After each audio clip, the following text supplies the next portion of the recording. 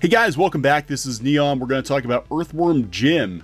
Earthworm Jim is not something we thought we would talk about on this channel because it's basically a dead franchise, right? No, it's not. Actually, Earthworm Jim is coming back to the Intellivision Amico, which is a new console. That's a new Intellivision that's being released next year. Apparently, this is for casual gamers and retro fans. But the Intellivision CEO actually worked on the original Earthworm Jim 1 and 2, and they're getting the gang back together. And that's not sitting well with some people, because part of the gang, of course, includes Doug TENNAPEL, who was the character designer for Earthworm Jim, and people don't like Doug. Some people don't like Doug. Some people on Twitter don't like Doug. They don't like Doug because he's a very outspoken conservative Christian voice in entertainment, and some people take issue with some of the things he says. Now, this version of the story is coming from Bounding into Comics, and we'll talk a little more about this game system, which I'm actually pretty interested in. We are big fans of retro gaming here at CLOWNFISH TV, and I have most of the little mini retro game machines, the Nintendo ones, the PlayStation. I'm eyeing up the Genesis Mini, and I've been eyeing up this Atari system too, the new Atari, the new Atari that's coming out eventually someday, maybe. So, journalist Chris Scullion doesn't want Doug TENNAPEL involved in upcoming Earthworm Jim game. Journalist Chris Scullion indicated that he does not want Earthworm Jim creator Doug TENNAPEL involved in the newly announced game. To the excitement of many fans, and television entertainment CEO Tommy Tallarico announced that Earthworm Jim was coming back. In fact, he revealed the original team would be returning. That original team consists of Doug TENNAPEL, David Perry, Mike Dietz, Nick Broody, and of course Tom Tallarico. The news came as part of the 25-year anniversary celebration of the franchise. 25 years since Earthworm Jim, and I remember playing it back on the Genesis way back in the day. Tallarico made the announcement via Facebook and Twitter. Here it is, big news. Okay, so everybody's coming back, including Doug TENNAPEL, right? While most people were excited about the prospect of the return of a well-remembered and beloved franchise, Chris Scullion, who has written for Nintendo Magazine UK, Vice, Nintendo Life, and Polygon, well, there's your answer, was not pleased that Doug TENNAPEL would be attached to the new video game. On Tallarico's Facebook announcement, Scullion noted he would find it hard to support TENNAPEL, and even indicated it would be trickier for him to review this one if Doug is involved. So apparently he's going to either skip reviewing the game or give it a bad review if Doug TENNAPEL is involved, which is a shame because Earthworm Jim was a pretty groundbreaking game. It was a very popular game. It definitely has earned its place in video game history, regardless of what you think about the people working on it, right? So when they celebrated the return of the team and commented about who didn't love Doug TENNAPEL, the creator of Earthworm Jim, Scullion stepped in and provided his 2 cents. This is the reason I bought the Genesis and the only game I ever owned for. Wow. Also, who doesn't love Doug TENNAPEL? Quite a few people, to be fair, says Chris Scullion. I'm so excited for this game, but I'm going to struggle to support him personally. Yeah, TENNAPEL, you know, he has some polarizing views because he actually has an opinion, and he is an outspoken Christian, and you know, he does sort of get in Twitter spats every once in a while. Now, he is a well-respected creator of many forms of entertainment. Doug's worked in video games, he's worked in animation, he's worked on comics. He is associated with, or was associated with, Comicsgate. Are we allowed to talk about that? And he actually did pretty well with his, well, I think he's done well with like every crowdfunding campaign he's ever done, but he did well with Bigfoot Bill, so he still works in comics. So this is the article that Chris Scullion is referring to, is from a Twitter exchange between Doug and Kotaku writer Heather Alexandra in 2017. During the back and forth, Doug referred to Heather, who is transgender, as a good man. So he said he called Heather a good man. So Tommy attempted to keep the conversation from being derailed. He noted that he respects everyone's right to decide whatever the heck they want, no worries.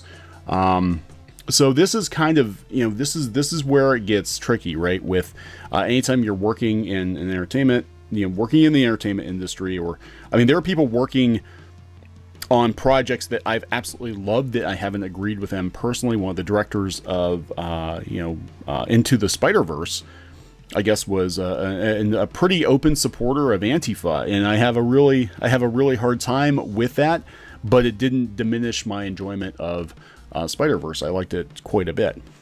And he wasn't the only person working on it. So, here, and this is kind of what the CEO of Intellivision says. He says, I totally respect everyone's right to decide whatever the heck they want. No worries. The reality is, if we do the game with Doug, some people may get upset. If we did the game without Doug, other people would be upset. So it's a no-win situation, no matter what it is. It's absolutely impossible in this day and age to please everyone. This is very true. Politics, and this is what we talk about in this channel, has pretty much infected everything. Like, you can't enjoy something anymore without, kind of seeing political underpinnings, or if you like something or dislike something, immediately people make assumptions that you've got some kind of, political agenda or whatever. And it's really sad. It's really sad. We used to, participate in entertainment to kind of get away from, distract us from the real world. So it's no-win situation. It's very important to know that although Doug was a creator of the actual character, it was the entire team of 10 of us who created the experience that everyone knows and loves. A complete team effort with no one having more important opinions or visions over anyone else. Making the game with the original team is the only true way to keep it 100% authentic. I do agree with that. So this is when Chris said, I totally respect and appreciate that. As a journalist, I'm 100% keen to cover the Amico in general and review as many of its games as possible, but I hope you appreciate that it may be trickier for me to review this one if Doug is involved. I don't mean any hard feelings, man, and I wish you every success with the Amico in general. So some other people calling this guy out. They say if your review is biased because of anyone working on it, you should be a game reviewer. You shouldn't be a movie reviewer, right? Base your review on the merits of the game, not the people who create it. It's journalism 101, but that's not how this works anymore, is it? People review movies, games, TV, comic books based on who's working on it, based on political messaging. I mean, that's really how things are kind of rated now. And so many reviewers are biased. They can't separate the creation from the creator. So, he shoots back with respect. I've been reviewing games professionally for 13 years, never had an issue. Then why would he have an issue when he admits that he would find it very hard to review Earthworm Jim because he doesn't like Doug TENNAPEL's views?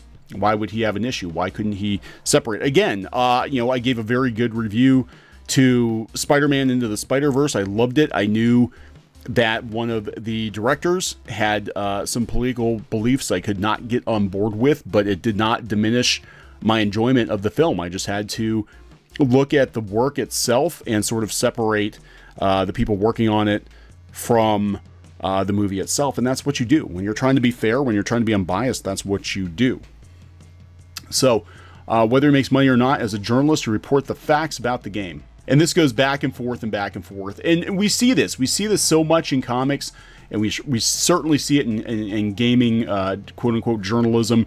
We see it in movies where if you don't have the right political beliefs, your projects get tanked. They often get tanked. Now, sometimes there is legit criticism. Sometimes the product is just not that good, right? Sometimes it's just not that good. But I can't imagine that an Earthworm Jim reunion, when Earthworm Jim was a highly influential part of gaming history, I can't imagine an Earthworm Jim reunion with all the original staff, isn't going to be a very good game. Now it might be a fair criticism that people may never pick up the new Intellivision system. I mean, they're competing with PlayStation and Xbox and Nintendo. That's a fair criticism. I think if that is the case, it might launch on that system, and then they probably would port it to other systems later on.